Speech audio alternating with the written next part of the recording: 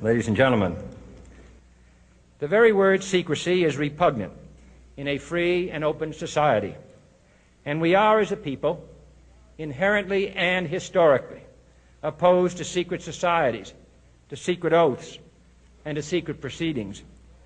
We decided long ago that the dangers of excessive and unwarranted concealment of pertinent facts far outweighed the dangers which are cited to justify it.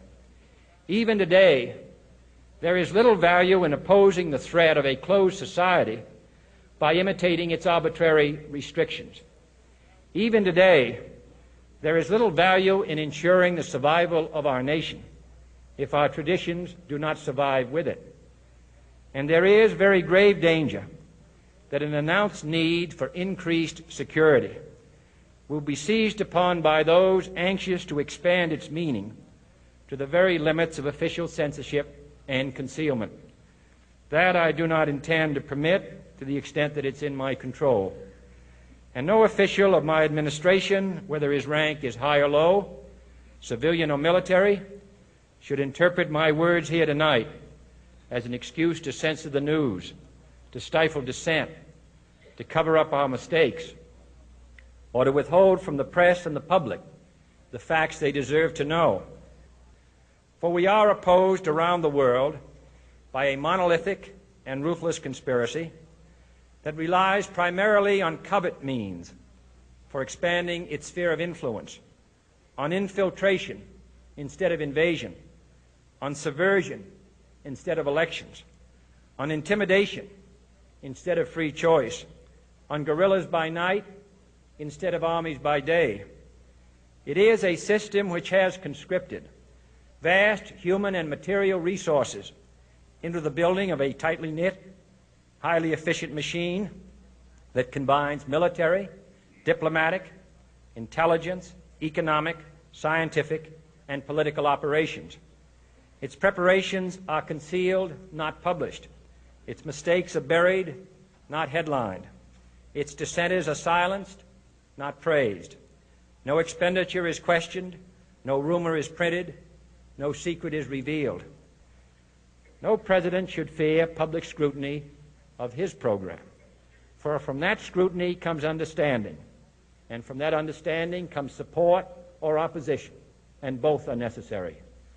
I am not asking your newspapers to support an administration, but I am asking your help in the tremendous task of informing and alerting the American people.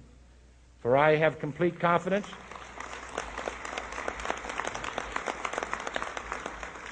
in the response and dedication of our citizens whenever they are fully informed. I not only could not stifle controversy among your readers, I welcome it. This administration intends to be candid about its errors. For as a wise man once said, an error doesn't become a mistake until you refuse to correct it. We intend to accept full responsibility for our errors, and we expect you to point them out when we miss them. Without debate, without criticism, no administration and no country can succeed, and no republic can survive. That is why the Athenian lawmaker Solon decreed it a crime for any citizen to shrink from controversy.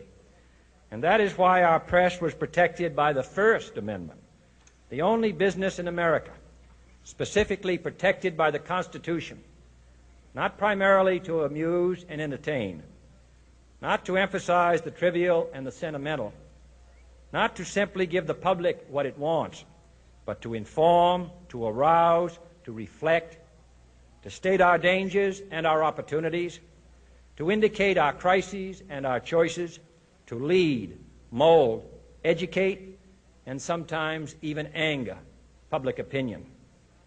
This means greater coverage and analysis of international news, for it is no longer far away and foreign, but close at hand and local.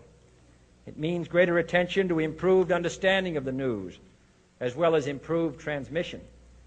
And it means, finally, that government at all levels must meet its obligation to provide you with the fullest possible information outside the narrowest limits of national security.